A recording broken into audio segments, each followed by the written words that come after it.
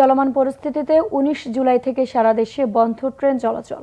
কর্মহীন হয়ে পড়েছে প্রায় ৫ শতাধিক দিনমজুর, শ্রমিক, দোকানি ও হকার। মানবেতর দিন কাটছে তাদের। ভৈরব প্রতিনিধি সত্যজিৎ দাস ধ্রুবের তথ্য ছবিতে ডেস্ক রিপোর্ট।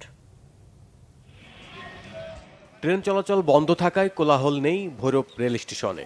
কর্মহীন স্টেশনের হকাররা।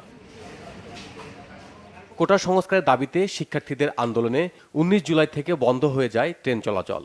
এতে থমকে গেছে হকারদের জীবন। অলস সময় পার করছেন তারা। রোজগার না থাকে মানবেতর দিন কাটছে তাদের। প্রায় ৪০০-৫০০ লোকের জীবিকা অর্জন করে অনেক হকার আছে, এখানে অনেক ব্যবসায়ী বৃন্দ আছে। তো রেলওয়ে বন্ধ থাকার কারণে সবারই অনেক উপার্জন, ইনকাম সোর্স অনেক কম। তো এভাবে চলতে থাকলে আমাদের অনেক সমস্যা হয়ে পড়ছে। আমরা খুব কষ্টের মধ্যে আছি। আমরা ৪-৫০০ হকার লয়ে আমরা চলাফেরা করি, খুবই কষ্টের মধ্যে আছে। কাজ কাম ব্রেকের অবস্থা, ঋণ ভেঙে চলতেছি। ২,০০০-২,৫০০ যাত্রী যাইতো। এই যাত্রীর উপর আমরা নিবিকা, আমরা ধরো 5 টাকা 10 টাকা বেচলে আমরা 1 টাকা না লাভ করে নিয়ে আমরা জীবিকা খাওয়াইতাম। এই খাওয়ানটা হইলে তো বন্ধ। যোগাযোগ বন্ধ হওয়ার কারণে এখানে কোনো মানুষ আসে না, আর না আসার কারণে আমাদের কোনো ব্যবসা বাণিজ্য নাই।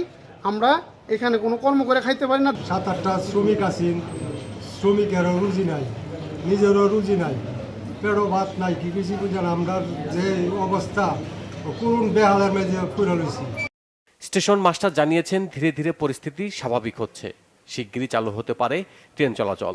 চলমান পরিস্থিতিতে রেল পরিচালনা বন্ধ থাকার পরিপ্রেক্ষিতে আমার স্টেশনের সাথে দিন এনে দিনে খায় এমন যে জমিগুলো আছে, যেমন আমার বৈধ ভেন্ডার আছে, তার মধ্যে কুলিরা আছে, এগুলোর জীবনযাপন অত্যন্ত মানবেতর জীবনযাপন তারা চালাতেছে। অর্থাৎ কর্মহীন অবস্থায় মানবেতর জীবনযাপন তারা চালাতেছে। প্রতিদিন এই স্টেশন থেকে 4টি রেলপথে 66টি ট্রেনে প্রায় 4,000 যাত্রী চলাচল করে। ট্রেন চলাচল স্বাভাবিক হবার আশায় নিম্ন আয়ের মানুষ। Bangla vision news desk.